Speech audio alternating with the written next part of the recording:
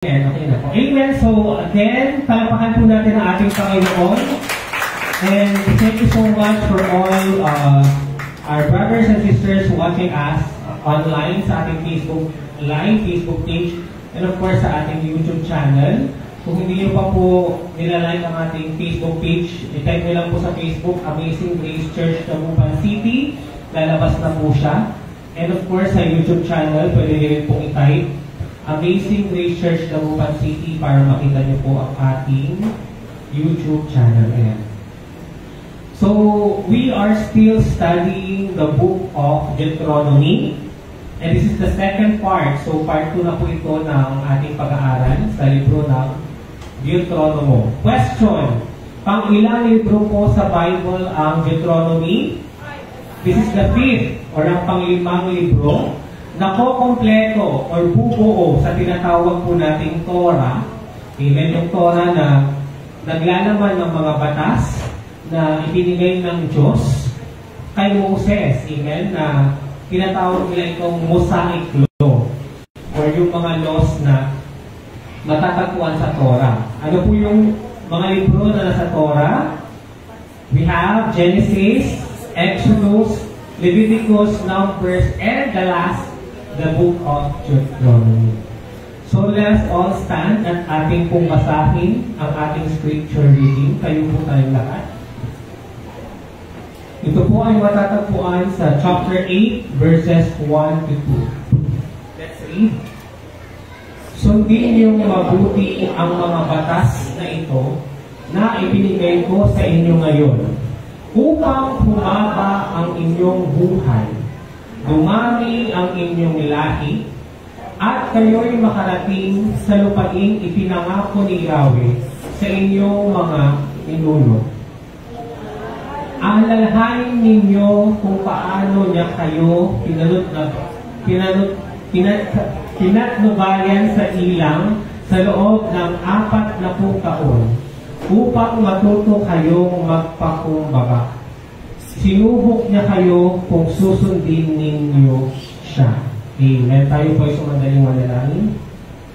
Panginoon, samahan mo po kami sa pag-aaral namin ng iyong libro na pinamagatang Deuteronomy. Father God, we pray na marami po kaming malaman, marami po kaming ma-discover, at marami po kaming matutunan sa librong ito.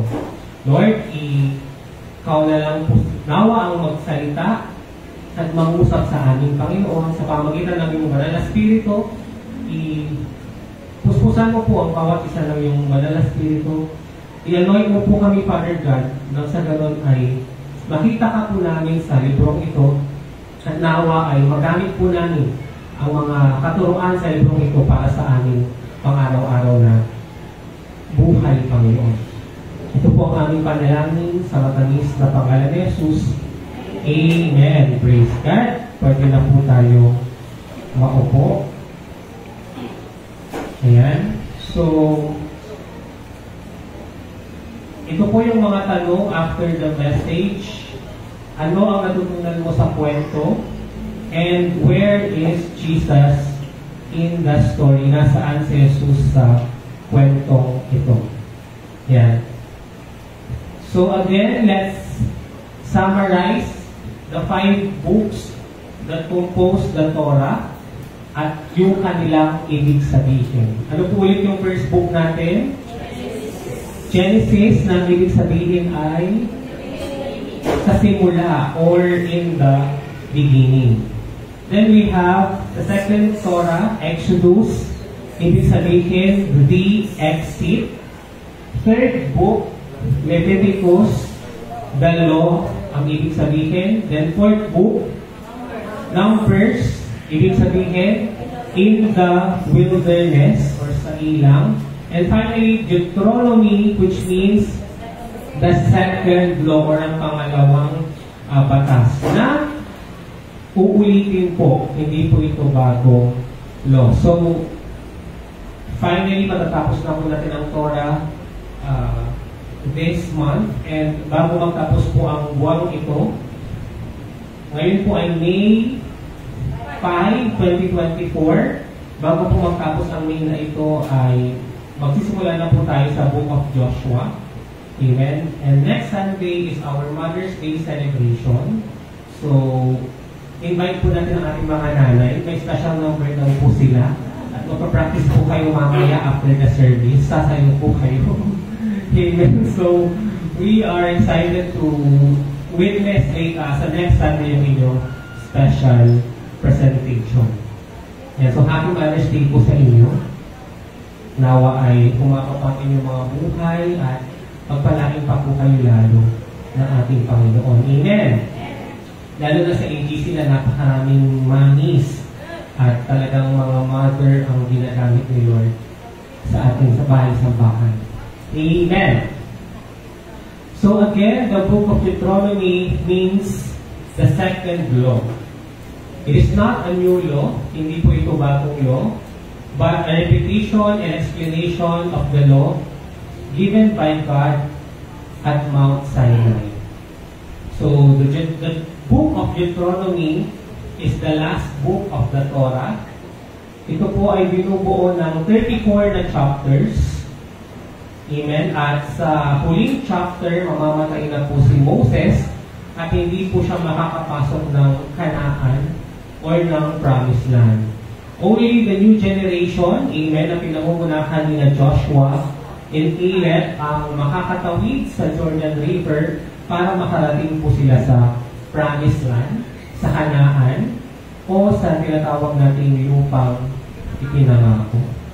Amen. So pakilabas na po yung inyong mga notebook at isulat nyo na po lahat ng mga pwede nyo pong isulat. Especially pakilabas po yung inyong mga Bible dahil ibabrowse po natin later ang librong ito at gusto ko po ma-feel po ninyo na maramdaman ninyo na halungkat nyo or na browse nyo or nasilip nyo ang bawat chapter na nilalaman po nito. Dahil kaya nang sabi ko, hindi na po tayo magkakaroon ng chapter by chapter explanation nito. Dahil majority po dito ay napag-aralan na natin sa Exodus chapter 19, chapter 20, 21, 22, 23, 24, 25, and so on. At sa buong libro ng Leviticus, kasi nasa book of Leviticus talaga yung mga specific laws, like yung iba't ibang klase ng offering. Amen? Yung, alam niyo po yung mga offering, di ba? Yung mga iba't ibang kagamitan sa tabernacle. Amen? At yung mga specific rules about sa mga patay or sa mga binutubo, gano'n, or yung mga marununging pagkain, amen, yung mga bawal kainin at pwedeng kainin. Makikita po natin yung ulit mamaya sa book of Deuteronomy. So parang magiging review lang siya. Bakit? Dahil bagong henerasyon na po ang kausap ni Moses dito at parang para sa kanila, first time nila ito maririnig. Amen? Dahil nung tinuro natin ito sa Leviticus, ang kausap ni Moses doon ay yung mga naunang henerasyon na lumabas sa Egypt. At patay na po sila, hindi sila makakapunta ng Kanaan. Kaya itong bagong henerasyon po, ang kausap ni Yahweh po dito. Amen. Praise God. So napaka-importante na ipinabahagi natin ang salita o ang mensahe ng Panginoon dahil kung hindi po natin ipagpapatuloy na turuan ng mga bagong henerasyon, malamang baka mawala po ang katuruang ito at hindi na siya malaman ng sanlibutan. Amen? Parang for example, yung sa language, di ba? Kung hindi natin tuturuan yung mga bata, for example, sa Pangasinan, na magpangasinan, baka sa pagkadal ng panahon, wala na sa kanila ang nagsasalita ng Pangasinan. Amen! Kasi unti-unti na siyang namamatay kasi hindi na siya ginagamit ng mga bagong generation. Amen. Amen. So, one of the most important lesson na natutunan natin sa Book of Deuteronomy ay yung pinatawag po na Shema. Amen. Sabihin nyo nga po, Shema. Shema. Amen. So, ito po yung matatagpuan sa chapter 6, specifically verses 4 to 5. Sabi po dito, Hear, O Israel, the Lord is our God. The Lord is one. You shall love the Lord your God with all your heart, and with all your soul, and with all your mind. Amen. Let's check po yung entire verses po nito up until verse 9. Yan, sabay-sabay po natin basahin yung Shema na matatagpuan sa chapter 6 ng Deuteronomy. Let's start with verse 5. Love the Lord your God with all your heart and with all your soul and with all your strength. And these commandments that I give you today are to be on your hearts. Impress them on your children.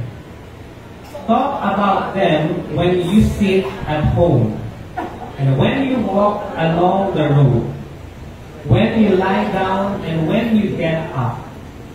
Tie them as symbols on your hands and bind them on your foreheads. Write them on the door frames of your houses and on your gates. Amen. Basahin naman natin yung Tagalog version po nito para mas may impact po siya at mas ma-appreciate po natin. Sabay-sabay po tayo.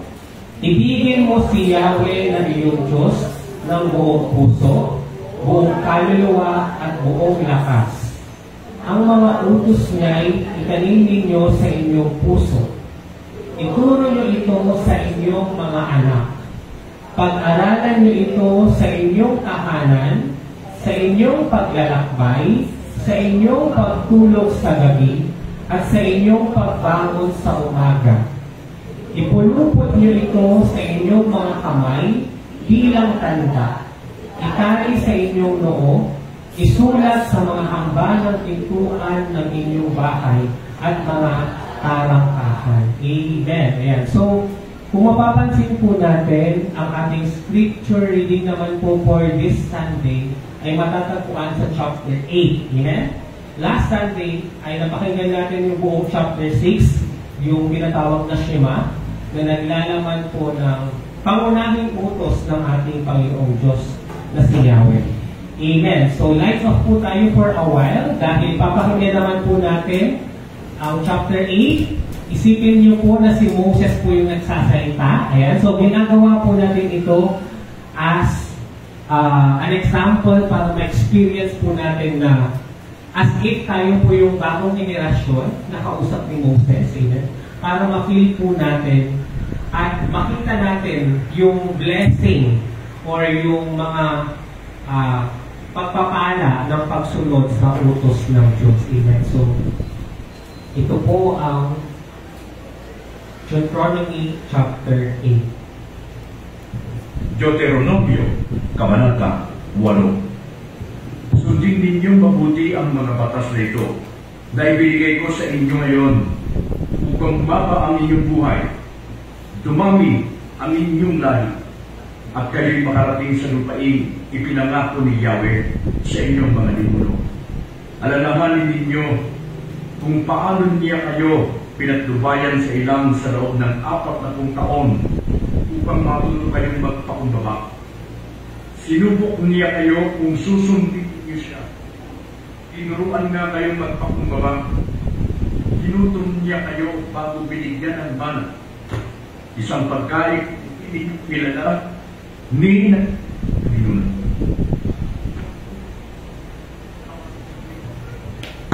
Hindi lamang sa tinapay na bubuhay, kundi sa bawat salita mula sa bibig ni Yahweh.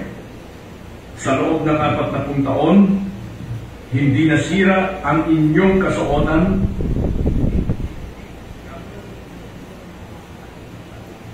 itanim ninyo sa inyong isipan na kayo'y dinidisiplina ni Yahweh na inyong Diyos, gaya ng pagdidisiplina ng isang ama sa kanyang anak. Kaya matakot kayo sa Kanya at sundin ang Kanyang mga utos, sapagkat kayo'y dadalhin niya sa isang mainam na lupain sagana sa tubig, maraming batis, at bukal na umaagos sa mga burol at mga kapatagan. Sagana rin doon sa trigo, sibada, ubas, igos, bunga ng punong granada, olibo at kulot. Doon ay hindi kayo magkukulang ng pagkain o anumang pangangailangan. Ang mga bato roon ay makukunan ng bakal at makukunan ng mga tanso ang mga burol. Mabubusog kayo roon at pupurihin ninyo si Yahweh na inyong Diyos dahil sa masaganang lupaing ibinigay niya sa inyo. Huwag ninyong kalilimutan si Yahweh na inyong Diyos. Sundin ninyo ang kanyang mga utos at mga tuntunin. Kung kayo'y namumuhay na ng sakana, nakatira na sa magagandang bahay, at marami ng alagang hayop, at marami ng naipong pilak at pinto, huwag kayong magmamalaki. Huwag ninyong kalilimutan si Yahweh na nagpalaya sa inyo mula sa pagkaalipin sa bansang Ehipto. Siya ang tumatnubay sa inyo sa inyong paglalakbay sa malawak at nakakatakot na ilang na puno ng makamandag na mga ahas at alakdan. Nang wala kayong mainom, nagpapukal siya ng tubig mula sa isang malaking bato. Kayo'y pinakain niya roon ng mana, isang pagkain hindi ninyo kilala. Pinaranas niya kayo ng hirap para kayo subukin at turuang magpakumbaba. Ang lahat ng iyo'y sa ikabubuti rin ninyo. Kaya huwag na huwag ninyong isipin na ang kayamanan ninyo'y bunga ng sariling lakas at kakayahan. Subalit alalahanin ninyong si Yahweh na inyong Diyos ang nagbibigay sa inyo ng lakas upang yumaman kayo. Ginagawa niya ito bilang pagtupad niya sa kanyang pangako sa inyong mga ninyo. Kapag siya'y tinalikuran ninyo at sumamba kayo sa Diyos-Diyosan, ngayon pa'y pinagpalaan ko na kayo na malilipol kayo. Kung hindi ninyo papakinggan ang kanyang tinig, malilipol kayo tulad ng nangyari sa mga bansang ipinalipol sa inyo ni Yahweh. Amen. Palapakan po natin ang ating Panginoon. Yan. Na-feel niyo ba na parang kayo yung pinapayuhan ni Moses? Amen. Praise God. Alam niyo po, papatulog ko po yun sa gabi. Kapag hindi na po ako makatulog, piniplay ko po yung boses na yan sa Genesis, Exodus, or kung ano man yung like for example, itong Deuteronomy, pinakinggan ko po yan ng diretsyo isang gabi. At siguro kung itutunan niyo lahat yung minutes na pagbasa niya, abot ito ng around 2 hours. Amen. Kung babasahin niyo yung buong Deuteronomy ng minsanan, aabot ito ng halos 2 hours. Amen. Kung wala pong stop. Ayan. Like yung kaninang video clip, that's just 4 minutes. Amen. So let's now see the summary of the book of Deuteronomy. Pakilabas na po ang inyong Bible, hard copy. Yung mga wala pong Bible, pwedeng pabigyan po sila ng mga Bible natin dyan sa likod. Dahil again, I want you all to experience and feel yung librong ito. Yan, kasi hindi nga na po natin ito iisa-isahin na i-discuss. Kaya gusto ko po, kaya natin ito gagawin para ako din alam ko sa sarili ko na kayo mismo ay na-browse nyo po ito. Amen. Kaya hinati po natin yung Deuteronomy sa 2 part kasi hindi po talaga siya kaya ng isang Sunday lang. Kaya medyo mahaba po talaga ito. So let's start. Sa verses or chapter 1 to 11, makikita po natin yung opening speech ni Moses. Amen. Sa 12 to 6 naman, 26 naman po, nariyan po yung mga collection of laws, amen, na pag-aralan na natin sa Leviticus at sa Exodus. And some are in the book of Numbers. Sa verses, or chapter 27 to 33, nariyan po ang final speech po ni Moses. At sa last chapter, which will be our topic sa 3rd Sunday of May, we will talk about the death or yung kamatayan po ni Moses. Again. Okay. So let's check this picture. Ayan. Makikita po natin sa unang picture yung paglabas po ng Israelites sa Egypt. Amen. At sila po ay pumunta sa, saan po? Sa Mount Sinai or Sinai, kung saan binigay po ni Yahweh yung 10 Commandments. Okay, so hanggang sa 40 years po sila na naglakbay at dahil nga po sa pagsuway or hindi paniniwala ng naunang henerasyon na kaya nilang pumasok sa Kanaan, namatay po ang mga naunang henerasyon na yon. Kaya dito sa Deuteronomy, yung bagong generation na lamang po ang magpapatuloy na papasok ng Kanaan at sila po ang kausap ni Moses sa chapter po na ito. Amen. Okay, so i-check po natin yung verses or chapters 1 to 11. Ayan. Buksan niyo po yung Bible niyo sa Deuteronomy chapter 1. Ano po ang title nito? Chapter 1. Sinariwa ni Moses ang pangako ni Yahweh. So, ang opening speech po ni Moses is about a remembrance or a recall of God's love to them sa pamamagitan ng pagligtas ni Yahweh sa kanila sa Egypt. Amen? Nakita niyo po, in other words, para ma-appreciate po natin ang Diyos, lagi po natin isipin yung pag-ibig, yung pagmamahal niya po sa atin. Amen? Praise God. Okay. Next po ay yung pagpili ng hukom. Yun po ang subtitle po sa chapter 1 or sub-chapter. At yan po ay napag-aralan natin sa chapter I believe kung hindi 17, 18. Amen? Kung saan namili sina Jethro at Moses ng mga judges dahil nga po hindi na po kaya ni Moses na isettle ang mga argument or conflict ng mga Israelites. Amen? At nakita natin na sa chapter 20, 21, 22, 23 ay may mga specific law na itinuro sa mga judges para po kung sakaling may conflict or may problema ay yun po ang ia-apply or gagawin po ng mga hukom or judges. Amen?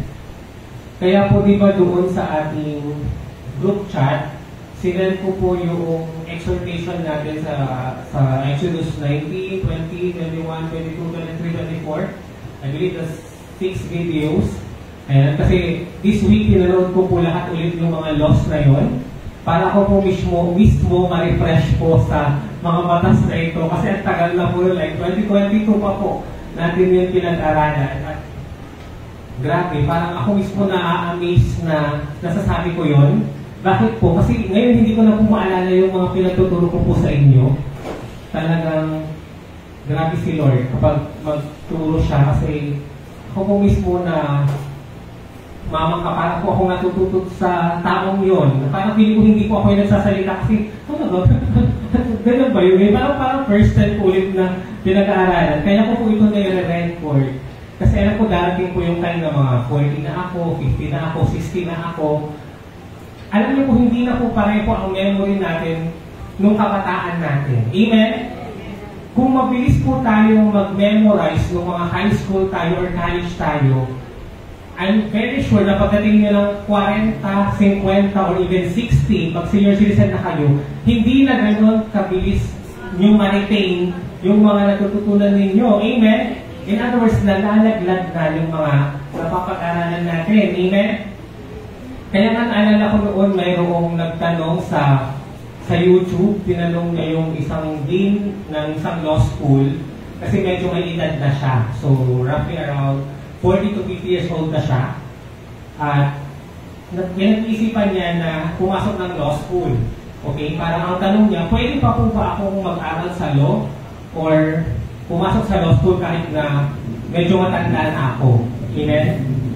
Ang sagot po ng dean, wala pong age na requirement sa pag-aaral ng batas. Amen? Hindi po hadlang ang edad sa pag-aaral ng batas. In fact, may advantage ka. Bakit? Dahil mas marami kang experience at mas ma-appreciate mo yung mga batas na pag-aaralan mo. Amen? So that's the positive side of entering law school na marami ka ng experience. Kaya nga di ba may 6 years old na saka palang nag-law, tapos 65 na nung naging abogado, maraming ganyang testimony. Pero sabi nung dean ng law school, ang disadvantage kapag late ka nang papasok ng law school, mahihirapan ka nang makipagsabayan doon sa mga fresh grad na napakabilis nilang mag-memorize ng batas. Amen? So, ang advantage, marami kang experience at na-appreciate mo yung application ng law. Pero when it comes sa memorization, tama ba? Pag may memorya, ay mauunahan ka talaga ng mga mas bata. At aminado po ako kasi pagka-graduate ko po ng political science sa college, dumiretso po ako agad ng law school. Kaya medyo mga bata po kami, naging abogado ako, 26. Nung naging lawyer po ako, and 36 na po ako ngayon. Amen. So, mabilis sa amin na mag-memorize. Pero alam nyo ngayon, hinahirapan na po akong mag-memorize ng mga bagong law or even itong sa mga law na itinuro ni Moses. Sabi ko nga sa inyo, nung binalikan ko yung mga videos na yun, yung sinend ko sa GC, parang first time ko sila ulit tayo. Parang sabi ko, talaga ba? Ganyan yung mga batas natin. Amen. Kaya ito po, i-refresh po natin, aaralin natin, or titignan natin ulit ang mga batas po na iyon. Ayan. Next chapter po, ang title niya ay, Isinugo ang mga espiya. Ayan. So, inulit na naman po yung 12 spy. Kasi nga, ito yung dahilan kung bakit hindi sila nakapasok sa Kanaan. Then, shortcut po tayo sa chapter 2. Ano po ang title niya? Ang mga taon sa ilang. So, binalikan po ulit ni Moses yung mga experience nila sa Book of Numbers. Amen? Kasi nakita natin sa Book of Numbers yung ang dami pala. Andun pala si Balaam, tapos si Balak, diba? Yung kinagat sila ng ahas, may mga kinain ng lupa, yun, i-recall nila ulit yun bago sila tatawid ng Jordan River. Amen. Kaya nakalagay din po dito na sub-chapter is, ano po nakalagay? Nalupig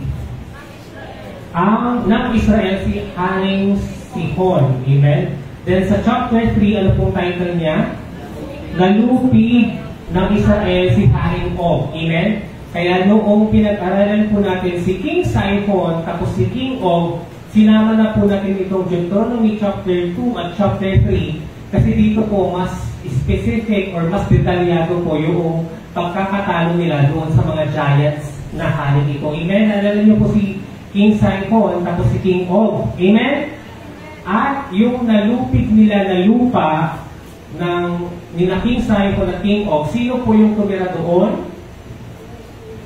Yung mga tribe ni Reuben, Gad at kalahati ng Manase. Amen. Kaya ang title ng chapter 3 ay ang mga liping na nirahan sa silangan ng Jordan. Nakikita niyo po, yan po yung tinatawag natin Trans-Jordan tribe. Amen.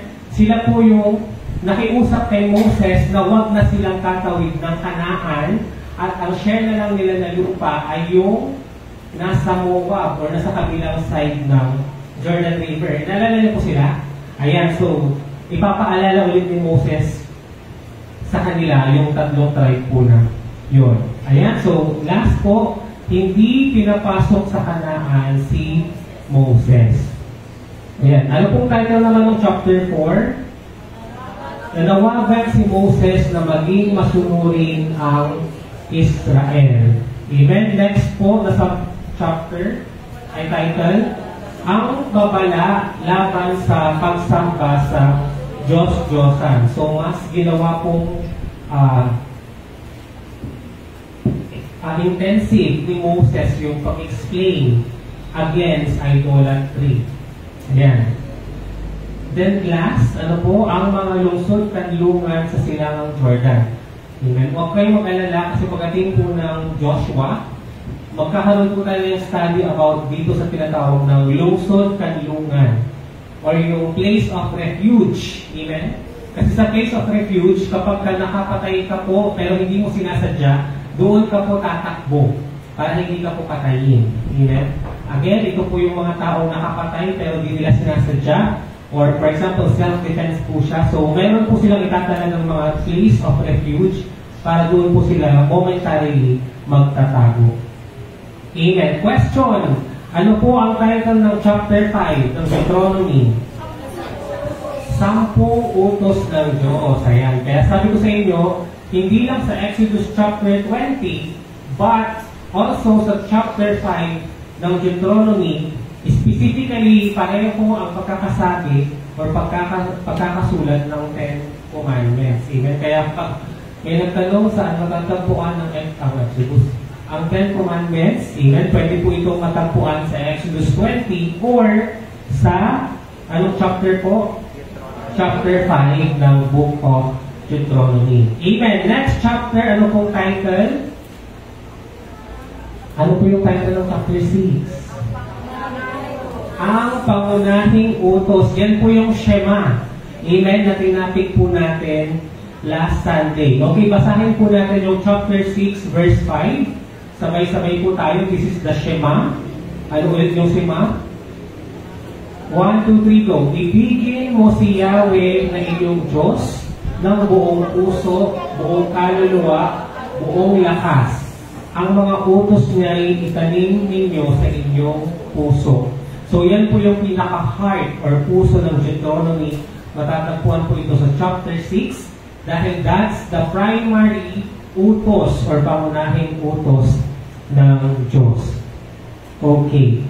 Sa chapter 7, makikita po natin yung title na ang pagpapala ng pagiging masunurin. So, again, inulit po dyan yung napag-aralan natin sa Leviticus that there is a reward kapag tayo po ay nag-o-obey.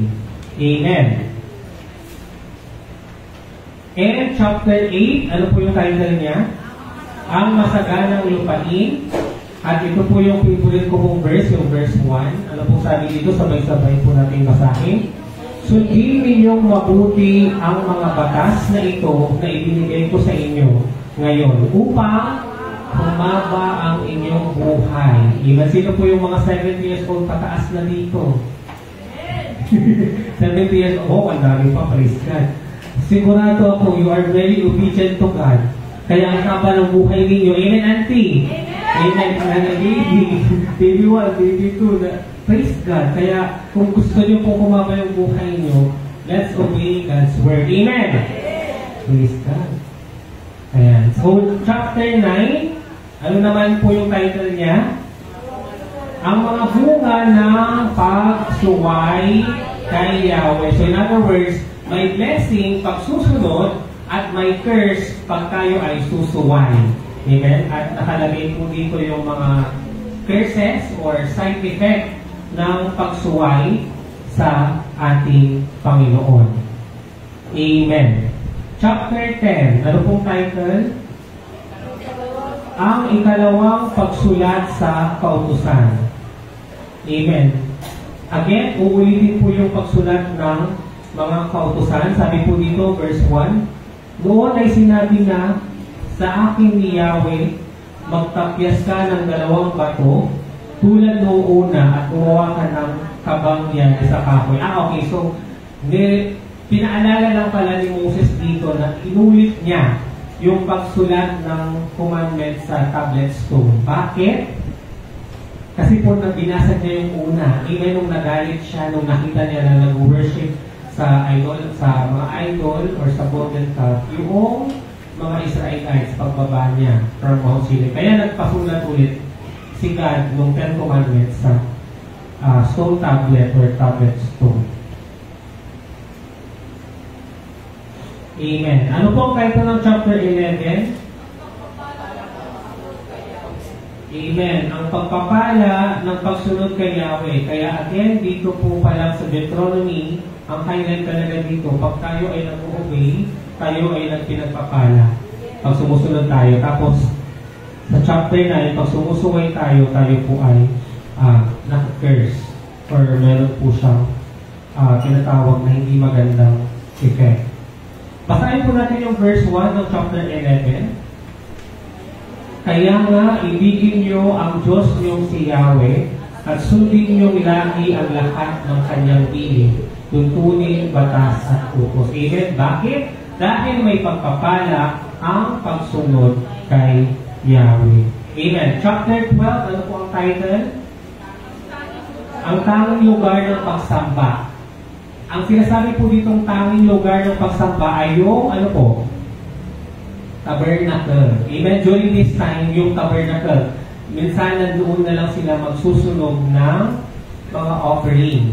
Hanggang sa, nung sa time ni Jesus, ito ay naging temple na. Amen? Na pinalaki ni Solomon, di ba? Si King David at si Solomon ang nagtapos kasi nga parang lumayaman na yung Israelites, tapos tent lang yung bahay ni God, kaya nagpagawa na sila ng temple, so doon sila nag-worship. Pero pagdating ni Jesus, sabi niya, di ba, iibahin ko ang templong ito at sa ikatlong araw ay itatayo ko itong muli. Di ba sinabi niya yun bago po siya namatay? Bakit? Dahil siya na po ang temple of God. Amen. Nung nagkatawang tao siya.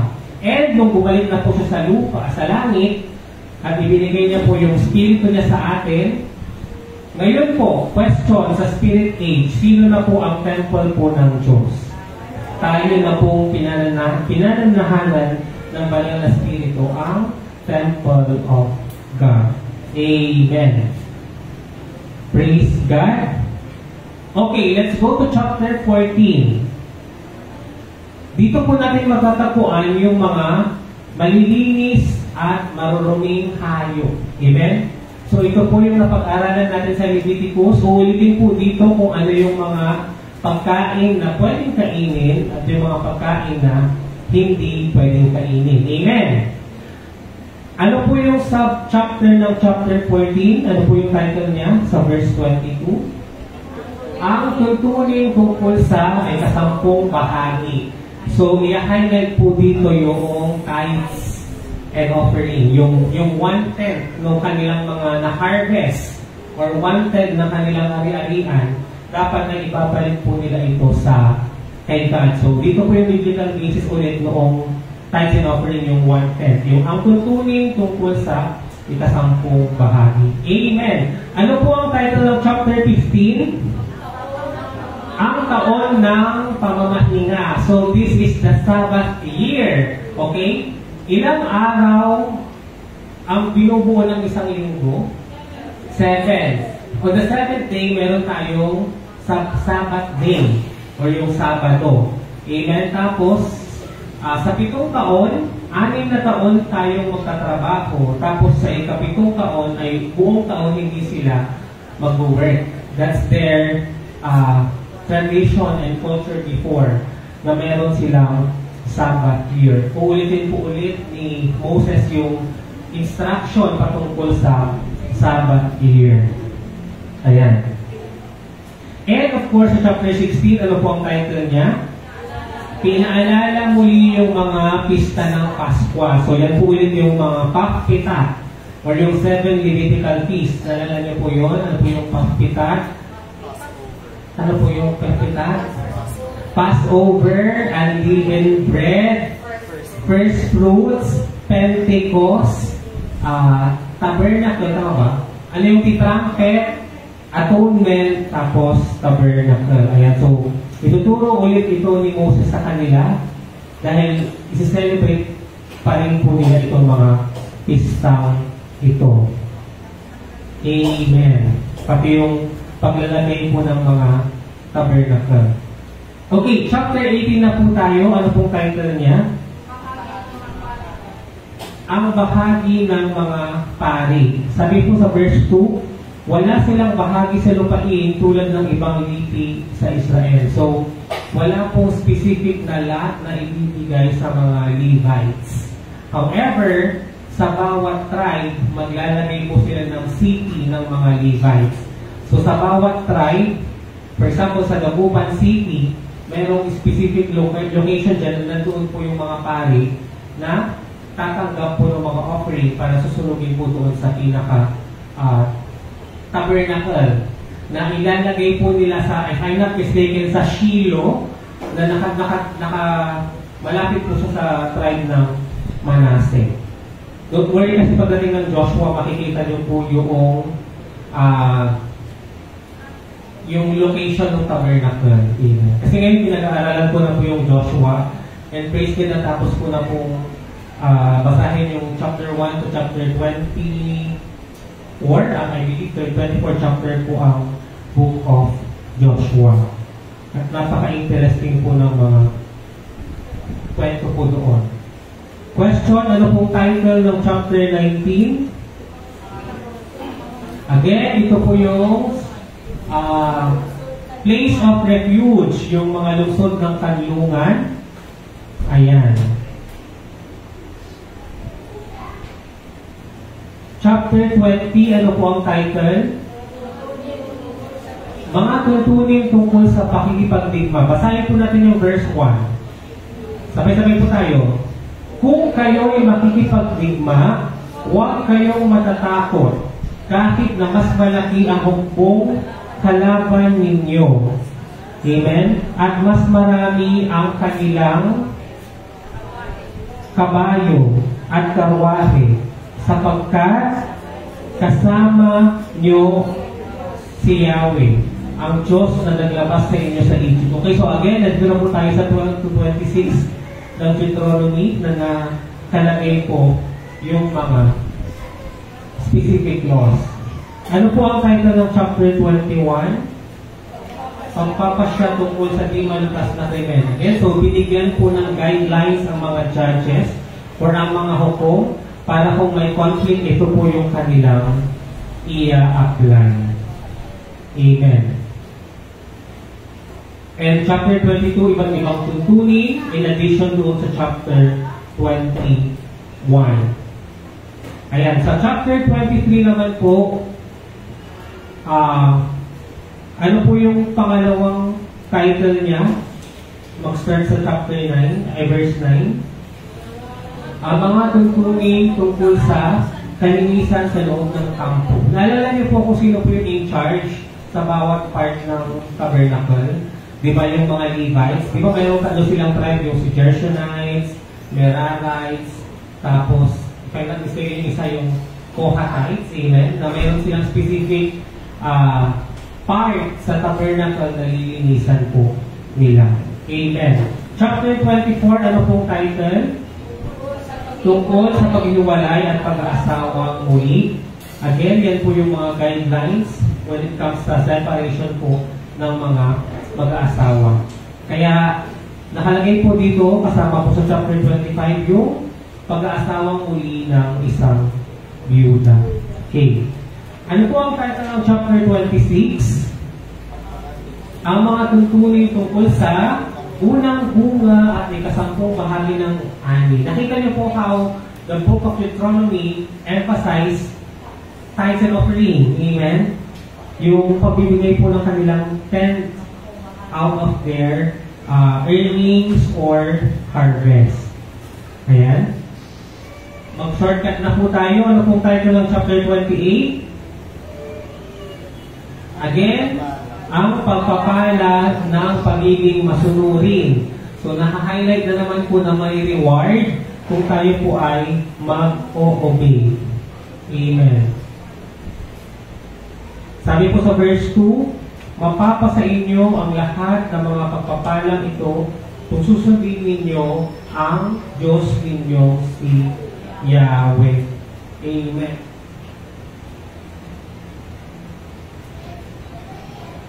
Okay, mag-shortcut po tayo sa chapter 31. Ayan, ito na po yung ano po title niya. Si Joshua ang magiging kahalili ni Moses. Okay, dahil alam po natin that after Moses' death, pag namatay na po si Moses, si Joshua po ang ipapalit. Amen. And sa chapter 32, ano pong title nito? Ang mga awit ni Moses. So nakikita niyo po sa 32 yung parang Psalms. Yung mga songs na ang nagsulat po ay si Moses. Ano po ang title ng chapter 33? Pinaspasan ni Moses ang mga lipi ng Israel. So again, nag-declare po siya ng blessing sa bawat tribe. Kagaya po nung ginawa ni Jacob. And it is in the form of a song or awit or psalms. And finally, chapter 34, ano pong title niya? Ang kamatayan ni Moses, which will be our last topic before we end the book of Deuteronomy. Ayan. So, para mas ma-appreciate po natin ang illustration na to, may panonoorin po tayong summary ng book of Deuteronomy. So, let us watch this video clip.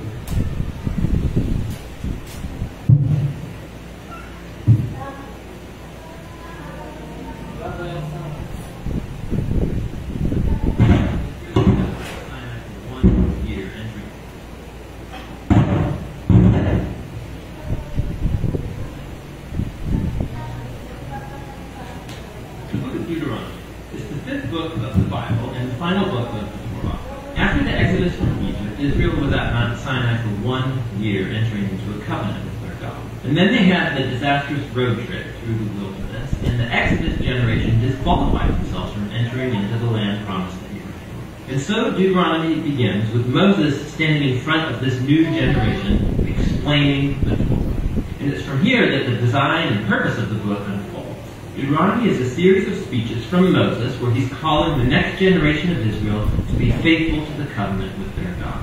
At the center of the book is a collection of laws, which are the terms of the covenant between God and Israel. Some of the laws are new, but many are repeated from the laws given earlier at Mount Sinai.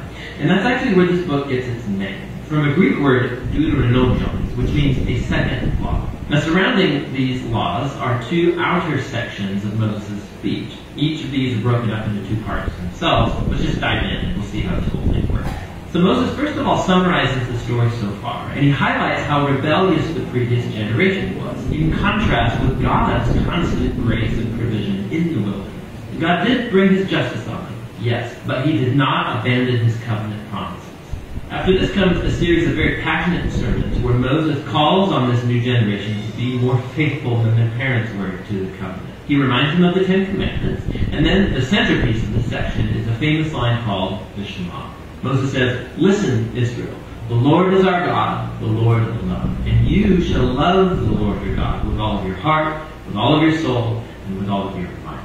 This became a very important daily prayer in Judaism, and it brings all of the themes of the book together. So the word listen, or Shema in Hebrew, it means much more than just to hear. Its meaning includes responding to what you hear, or in English we would say, obey. And the word love in Hebrew also means much more than just an emotion or feeling. It's about a decision of wholehearted devotion to God that involves your will and your emotions, your mind and your heart. Now, for Israel, their obedience and devotion to God served a much larger purpose. Obedience to the laws is going to make Israel a unique people among the nations. Just like God said at Mount Sinai, they will become a kingdom of priests. And Moses now says, how? Israel has the chance, by following the laws, to show the whole world the wisdom and the justice of God. The other key idea in the Shema is that Israel was called to obey and be devoted to the Lord alone. Or literally, in Hebrew, it says, the Lord is one. In context, the point is that the Lord is the one God Israel is to worship and obey. Israel's about to go into the land of Canaan, where people worship idol gods that represent all the different aspects of creation. The sun, the weather, sex, and war. And in Moses' view, worshiping these gods degrades humans and destroys communities. But worshiping the God of Israel, who's the creator and the redeemer, that will lead to life and blessing. And so we come to the large collection of laws at the center of the book. And they're roughly arranged by topic. So the opening section is about Israel's worship of their God. They were to have one central temple where one God would be worshipped. And also, God was to be worshipped in Israel's care for its poor. So for example, all Israelites were to set aside 1/10 of their annual income to be given to the temple. But another 10th was to be set aside every 3 years and given to the poor. And these are the kinds of laws that put Israel on the cutting edge of justice in comparison to their ancient neighbors. And it was all bound up with their worship of God. The next section outlines the character qualities of Israel's leaders. So the elders, the priests, the kings, these were all placed under the authority of the covenant laws, which God said that he would enforce by sending prophets to keep the leaders accountable. So in contrast to Israel's neighbors, kings were thought of as divine and a law unto themselves. Israel's leaders were subordinate to the law and the prophets. Following this is a large section of laws about Israel's civil life, so rules about marriage and family and business, and also about social justice, about their legal system and how it was to protect widows and orphans and immigrants. And then these are concluded by more laws about worship. Now, here's some tips for reading all of these laws. Remember, first of all, these are the terms of the Sinai Covenant given specifically to ancient Israel, living in a culture that's very different from yours. And so, two, it's not going to be helpful to compare these laws with modern laws from very different cultures. Rather, these were given to set Israel apart. And so we need to compare these laws with those of Israel's neighbors, like in Assyria or Babylon. And when you do that, all of a sudden laws that seemed harsh or bizarre become much more clear. You see that God is pushing Israel to a higher level of justice than was ever known before. And so finally, try to discern what core principles of wisdom or justice underlie any particular law. And you'll discover some really profound things. So here's an extra credit assignment. Go and see how Paul the Apostle does this very thing in his first letter to the Corinthians, chapter 9, verse 9. And he quotes a law from Deuteronomy chapter 25, verse 4. It's really interesting. So back to Moses. After he goes through all of the laws, he issues a final challenge that Israel should listen to and love their God. He first issues a warning and an ultimatum. If Israel listens to and obeys their God, everything's going to go great, lots of divine blessing. But if they don't listen and rebel, famine, plague, devastation, and ultimately exile from the land. And then Moses forces a decision. He says, "Today I set before you all life or death, blessing or curse, goodness or evil. So choose life by loving the Lord your God and listening to him." But then Moses says this. He says, "I know that after I die, you're going to rebel and turn away from God and end up in exile." Which is kind of a downer. But then again, he's been with these people for decades, and it becomes clear that his hopes are not very high. But all is not lost, Moses says. One day, when Israel is sitting in exile, at any point, Moses says they can turn back to their God, who will, in his words, circumcise your hearts, so that you may love him with all your heart and soul and live. Now this is a vivid metaphor that's saying something is fundamentally wrong with Israel's heart. It's stubborn and hard. And it's the same thing wrong with the heart of all of humanity. This is going all the way back to the rebellion in the garden. Humans seized autonomy from God. They wanted to define good and evil for themselves, and they ruined God's good world as a result. But one day, Moses says, God is going to do something to transform the hearts of his people so that they can truly listen to and love God from the heart and be led back to true love. And this is the promise that gets picked up by the later biblical prophets, Jeremiah and Ezekiel, the hope for a new heart. So Moses ends his speech with a poem of warning and then a blessing, and then he walks up onto a mountain and he dies. And so the Torah draws to a close. All of the major plot tensions of the biblical story are in place, but left totally unresolved. So when is the descendant of the woman going to come and defeat evil? Or how is God going to rescue the whole world and bless all nations through this family? And how can God's holiness be reconciled with people who are continually rebellious? And how is God going to transform the hearts of his people? You just have to keep reading to find out. But for now, that's what the book of Deuteronomy is all about. Amen. Palakpakan po natin ang ating Panginoon. And so, this is my final note sa ating pag-browse ng Book of Deuteronomy. And sabi po dito, the more that we study the law or the Word of God, the more that we should become more loving and not hard on people. Amen? So kung mayroon man po ako na gustong i-highlight at nais ko po na matutunan niyo po sa message na ito, amen, the more na pinag-aaralan po natin yung salita ng Panginoon, amen, dapat mas lalo po tayong nagiging maibigin at hindi po tayo nagiging judgmental sa ating kapwa. Amen? Kasi ang naging problem ng mga Israelites, the more that they studied the law, the more that they became religious. Amen? Mas naging religyoso sila, naging strict, amen, at mas naging judgmental sa kanilang kapwa. But, if we will see the spirit of the law, or the reason behind the law, ang pinaka-spirit nito ay ang compassion, or ang pag-ibig ng Diyos sa ating kapwa. Bakit? Kasi po, kaya niya ibinigay ang mga batas na ito para to set apart the children of God, okay? To set apart the people of God, In other words, may mga law, may mga standards para makita kung sino po ang mga talagang sumusunod sa ating Panginoon. Amen? Amen. So again, the more that we study the law, or the Word of God, the more that we should become more loving and not hard on people. Amen. And I would like to read to you again, John chapter 14, verse 26. Pasabay-sabay po natin basahin. But the Advocate, the Holy Spirit, whom the Father will send in my name, will teach you all things and will remind you of everything I have said to you. Amen? So, ito po ang sagot ni Jesus sa ating mga tao na nagsasabi na ang dami-dami namang mga utos na yan, paano namin maaalala yan lahat. Amen?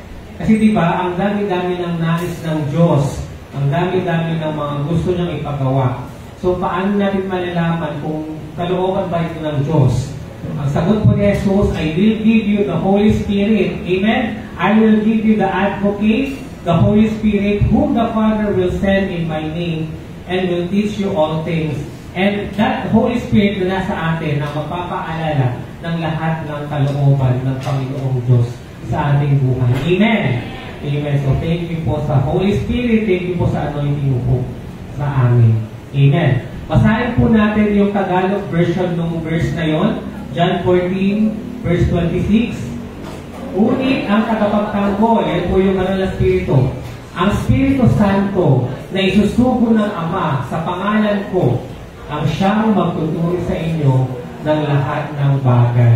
And si Jesus po ang nagsasalita sa verse na ito. Amen? So if we're not able to really recall, memorize, or remember all these laws, praise God, kasi nasa atin po yung Banal na Spirit. Amen? Na parang siya yung nagiging konsensya natin na nare-review tayo or kino-correct tayo kapag meron tayong ginagawa na against or hindi naayon sa kalooban ng ating Panginoon. Amen?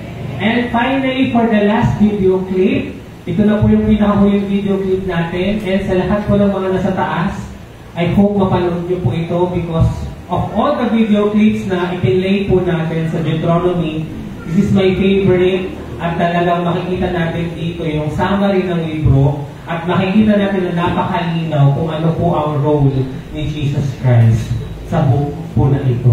Amen. So let's watch this video clip.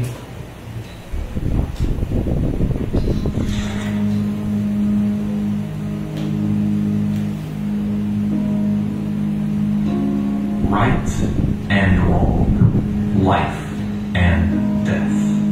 Those were the two paths put before Israel as they were about to enter the promised land from the wilderness.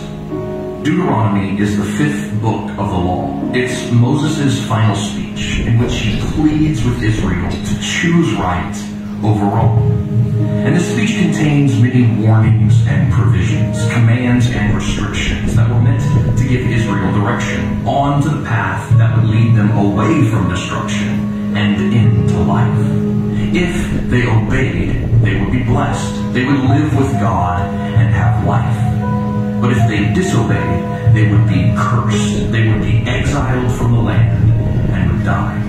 So Moses passed on the law so Israel might know wrong from right. But in the speech itself, in the book of Deuteronomy, Moses made a devastating prophecy.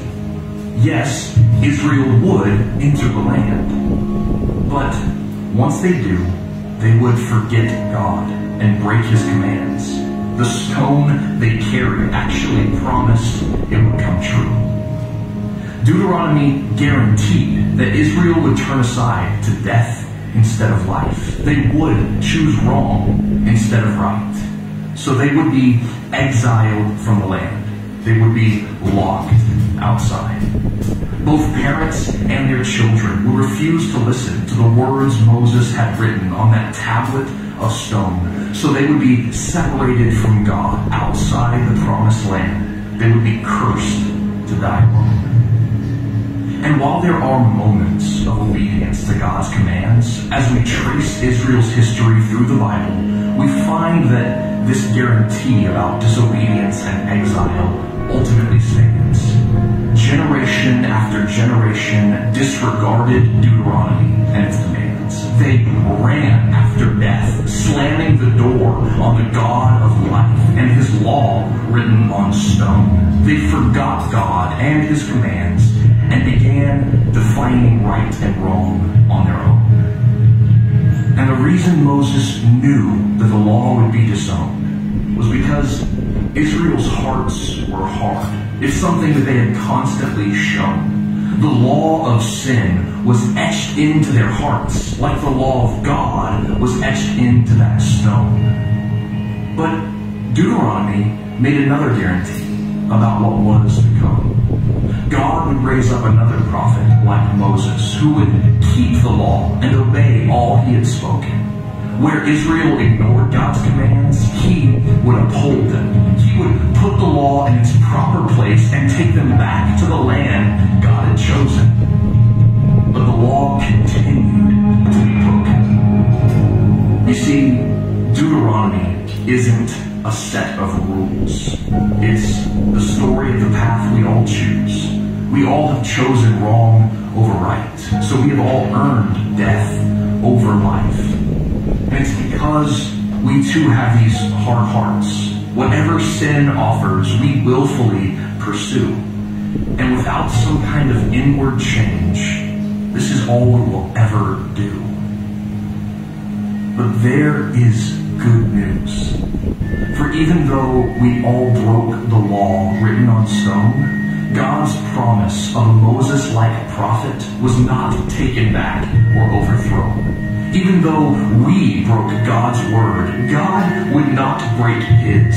For just as permanent as all the commands and punishments were God's promises that he would come and fix all of our brokenness. And that's who Jesus is, the prophet like Moses who upholds all of God's commandments. He perfectly held together what we could only break. He fulfilled what the law required and put it in its proper place. Jesus reversed the curse our stone hearts had earned by giving us the life he lived and taking on the death we deserved. And he does all of this to take us back to the place Israel was at first, on the border of a new and better promised land, where heaven and earth will merge. Right and wrong, life and death. These are the two paths put before us as we journey to the land we will possess.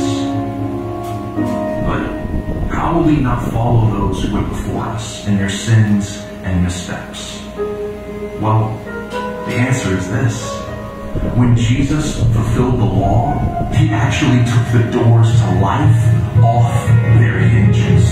You see, Jesus does what the law could never do, no matter how many times we could hear it. For he did not give us the law of stone outside us. Instead, he guides us by writing his law on our hearts by his Spirit.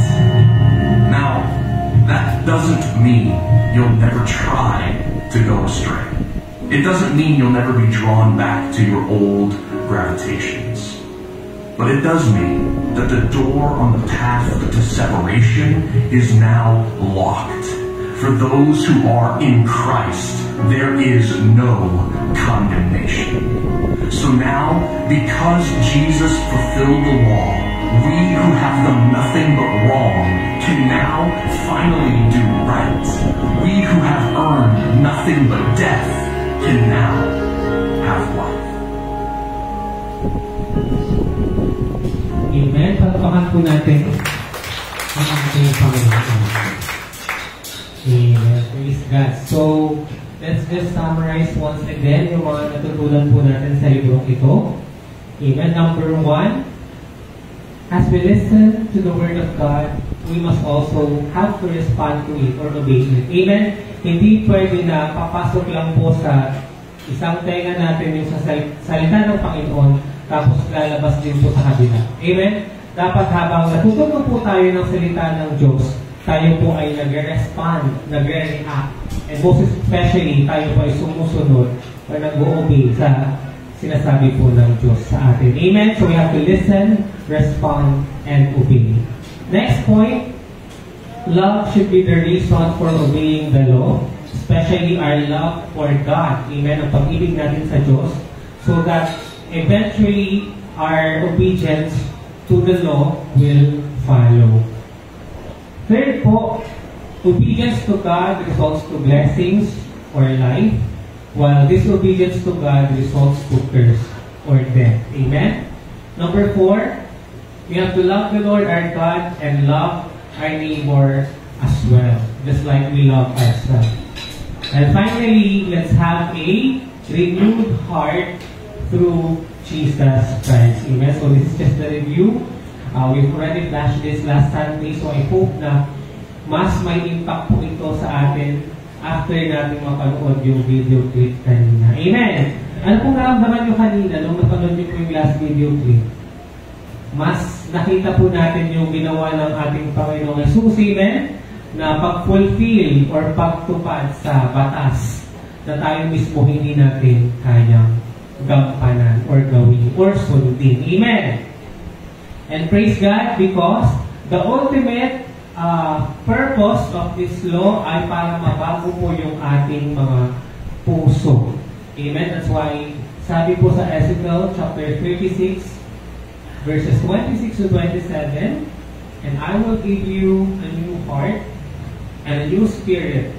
I will put with you, and I will remove the heart of stone from your flesh and give you a heart of flesh. And I will put my spirit within you and cause you to walk in my decrees and be careful to obey my laws. Amen. Sabay-sabay po natin basahin yung Tagalog version. Bibigyan ko kayo ng bagong puso at bagong espiritu. Ang masawayin ninyong puso ay gagawin kong pusong masunurin. Bibigyan ko kayo ng espiritu upang makalakad kayo ayon sa aking mga tuntunin at masunod ninyong mabuti ang aking mga utos. Amen? And finally, last question, where is Jesus in the story? Nasaan po si Jesus sa kwentong ito? I'm very sure napakalinaw po through the video clip kanina. Amen? Jesus is the fulfillment of the law. Amen? Si Jesus ang gumawa, ang tumupad ng mga batas na ito para sa atin. Amen? He's the one who did and complied with all this law for us. So, thank you, Lord Jesus. Papakan po natin ang ating Panginoon Jesus.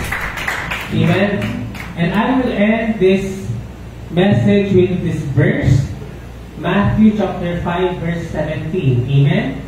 Basahin po natin ang Matthew chapter 5, verse 17. Sabi po ni Jesus, do not think that I have come to abolish the law or the prophets. I have not come to abolish them, but to fulfill them. Amen? He came to fulfill these laws na tayo po mismo ay hindi natin matupad. At siya po ang naging daan para po matanggal yung ating separation or yung pagkakahiwalay natin sa ating Panginoong Diyos. Amen? Because we were separated by our sins to God. But because of Jesus, dahil sa ating pananampalataya at paniniwala sa ating Panginoong Jesus, it is as if tayo din po na-fulfill po natin ang mga laws po na ito at na-restore or na-ibalik po muli yung ating fellowship or yung ating relationship sa ating Panginoong Diyos. Amen! Amen! Yun lamang po. Maraming salamat and to God be the glory.